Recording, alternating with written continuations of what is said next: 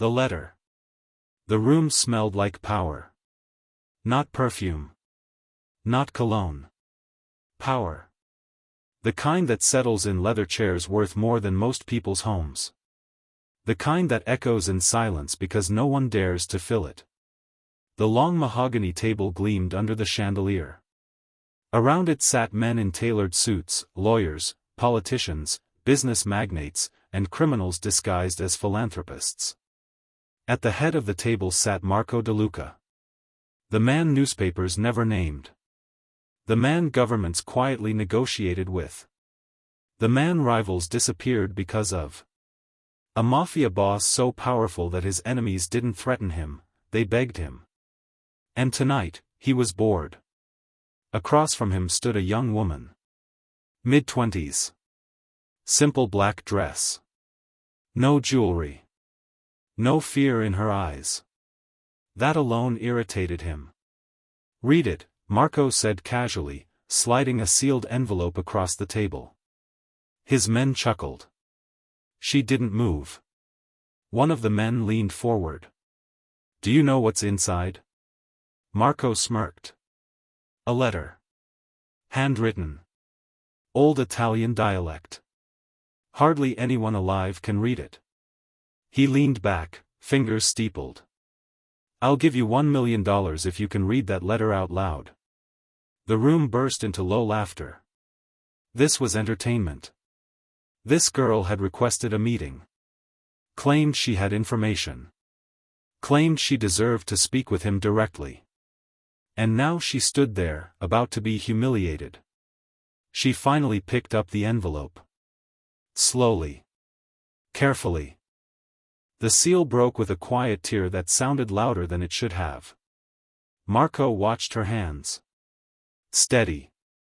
No shaking. Interesting. She pulled out the letter. Yellowed paper.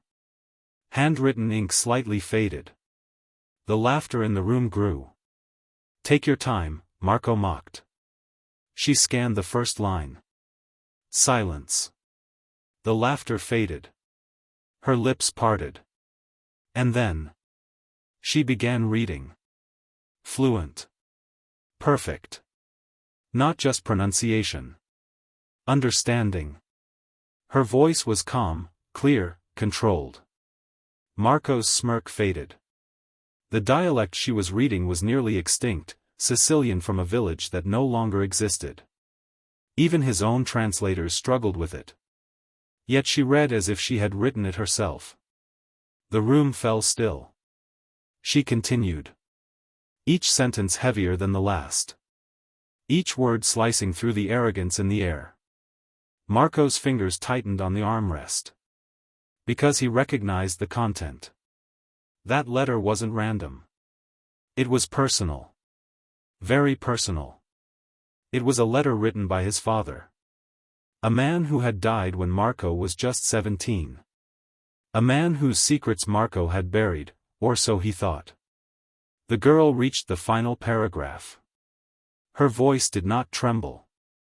But the room felt colder. She folded the letter. Placed it gently back into the envelope. Then looked up. Directly at Marco. "I believe that's $1 million. No one laughed. No one breathed.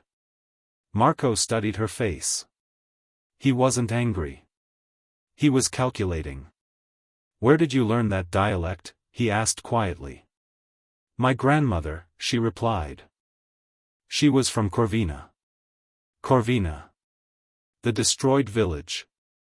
The village that had been erased from maps after a violent war between families decades ago.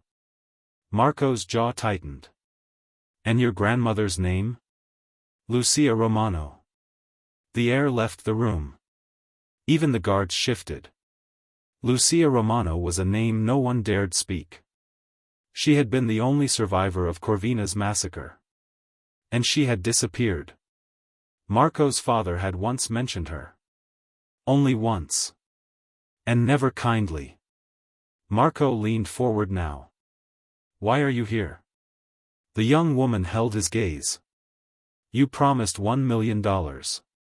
The faintest smile touched her lips. But I'm not here for the money. The men around the table exchanged uneasy glances. Marco felt something unfamiliar creeping in. Not fear. Recognition. You're not afraid of me, he observed. No, she replied.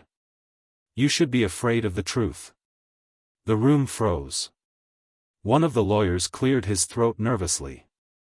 Mr. DeLuca, perhaps this is. Marco raised a finger. Silence returned instantly.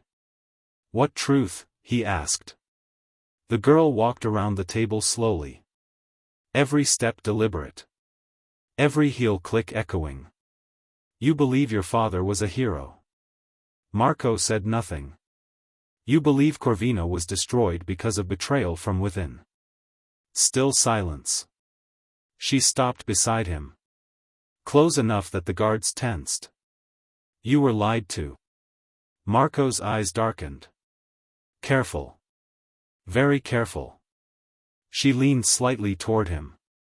That letter you just heard wasn't written before the massacre. A pause. It was written after. The temperature in the room dropped 10 degrees. Marco stood slowly. Impossible. She shook her head. No. You were meant to believe that. She stepped back. Your father ordered the massacre. Gasps. One of the men whispered, that's enough. Marco's stare could have shattered glass. My father saved this family, he said quietly. The girl's expression softened. No. He saved himself. She gestured toward the envelope. He confessed in that letter. He burned the village to eliminate witnesses. To silence the truth. Marco's breathing grew heavy. This is a manipulation. Then why did you keep the letter? She asked softly. That hit. Because he had kept it hidden for years. Because he never allowed anyone to translate it fully. Because part of him had always been afraid of what it might say. Silence swallowed the room whole. She reached into her bag. The guards moved instantly. Marco raised his hand again. She pulled out an old photograph. Placed it on the table. Marco looked down. His father. Standing beside a young woman. Lucia Romano. Smiling. Alive. And behind them, flames. Corvina burning. The girl's voice was steady. Your father didn't destroy Corvina because of betrayal. She looked straight into Marco's eyes. He destroyed it because he was in love with my grandmother, and she refused him. The room felt like it might collapse. A mafia boss. Mocking a girl for reading a letter. Only to discover the letter exposed his family's darkest secret. Marco said nothing. But inside him, everything shifted. The girl folded her hands calmly. You built your empire on a lie. A heavy pause. And I'm here to give you a choice. The men leaned forward. Marco's voice was low. What choice? She looked at him without hatred. Be better than him. Silence. Then she added. Or I walk out that door, and the world learns the truth. The tension was unbearable. Marco DeLuca, feared across continents, stood motionless. Because for the first time in his life, he didn't know what to do. And that's where everything changed.